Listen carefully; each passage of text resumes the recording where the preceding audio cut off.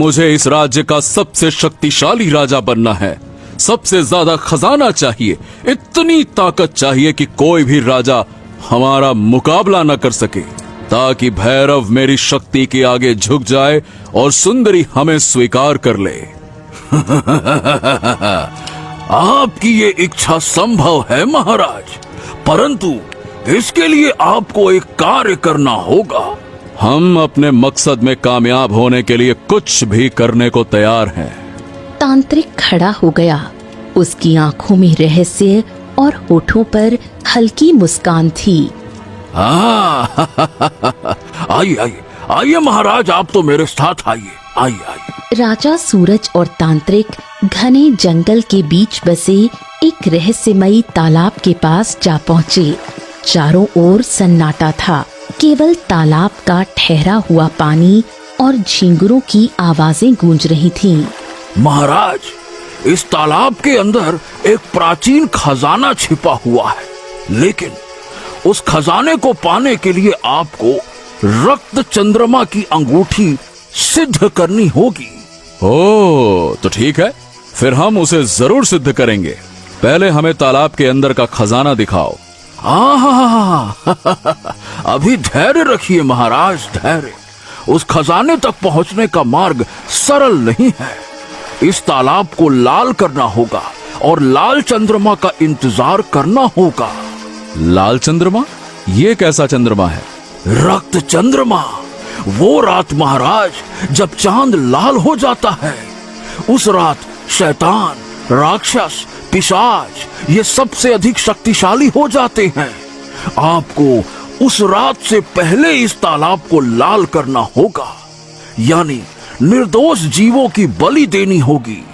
और जब तालाब रक्त से भर जाएगा, तब अंगूठी आपके सामने प्रकट होगी। ये सुनकर राजा सूरज की आंखों में पागलपन झलक उठा।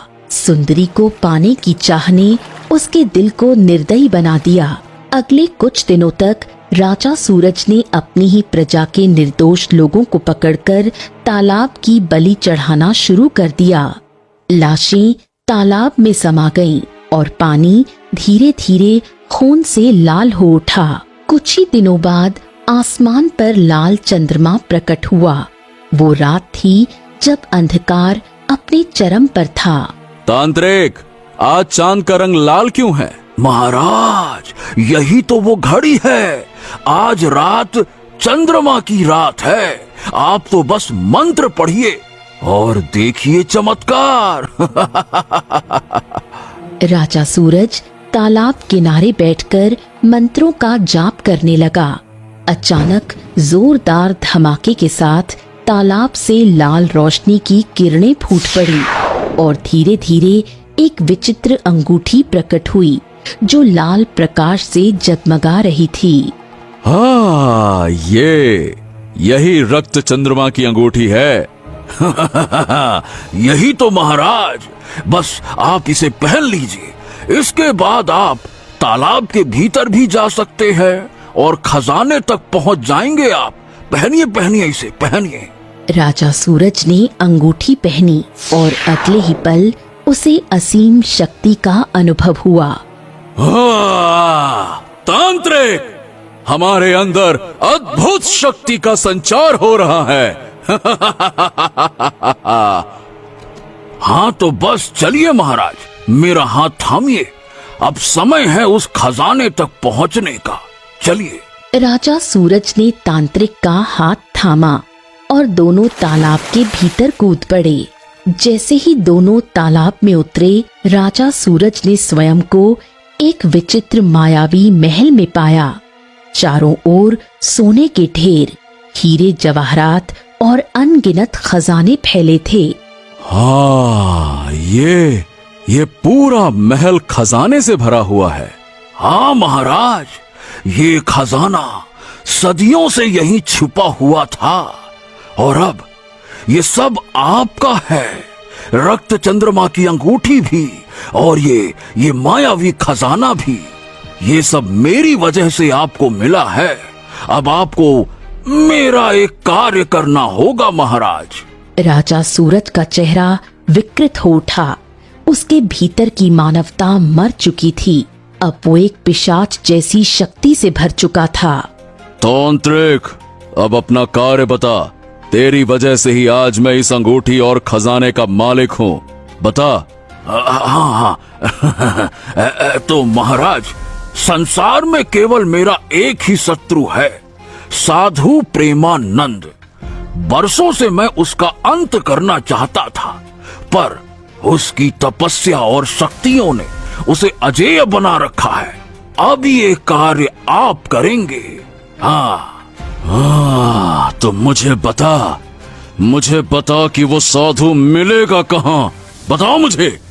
हाँ, वो अपनी कुटिया में रहता है महाराज, अपनी पत्नी, पुत्री और दामाद के साथ।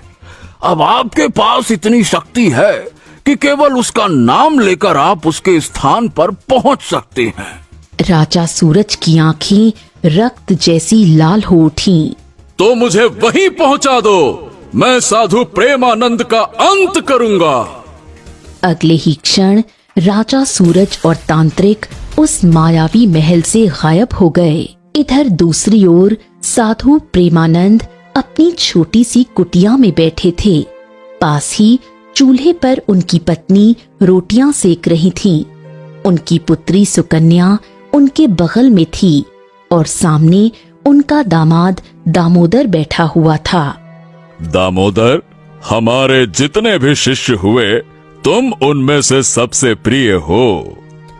गुरुजी, ये तो मेरा सौभाग्य है कि मैंने अपनी पूरी जिंदगी आपकी सेवा में लगा दी, और जब आपने अपनी पुत्री सुकन्या का विवाह मुझसे किया, तब समझा कि भगवान ने मुझ पर विशेष कृपा की है।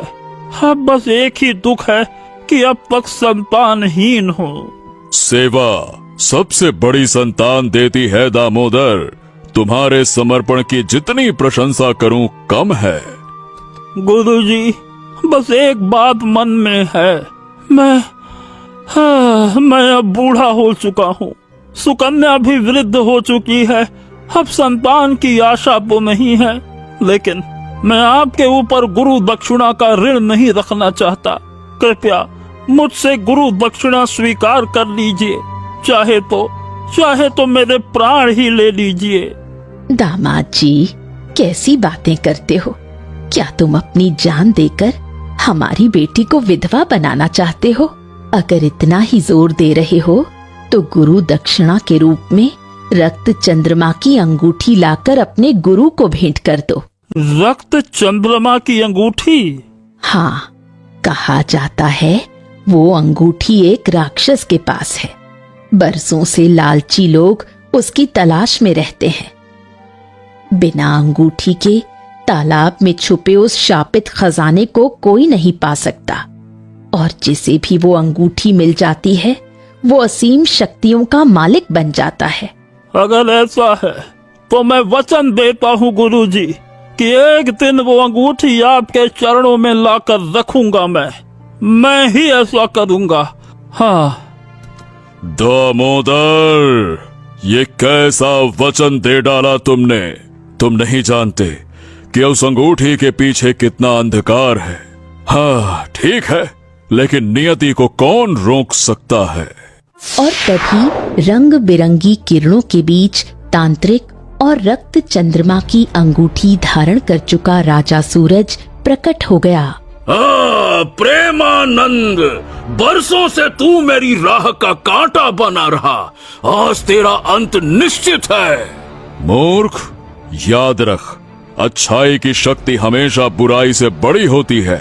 बुराई चाहे कितनी भी ताकतवर क्यों न हो, वो सत्य और धर्म के सामने कभी नहीं टिक पाती। अरे सब बकवास बातें हैं। अब देख, ये है राजा सूरज, इसने रक्त चंद्रमा की अंगूठी पाली है। अब ये खजाने का मालिक है और तेरा अंत ये तेरा अंत है अब। हे भगवान, उस अंगूठी को पाने के लिए तो निर्दोषों की बलि देनी पड़ती है। क्या सूरज ने सचमुच तालाब को रक्त से लाल कर दिया?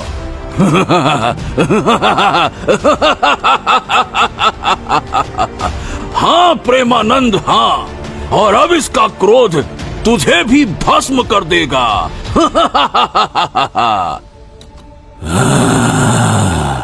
देख देख ये अंगूठी, अब तेरा अंत निकट है।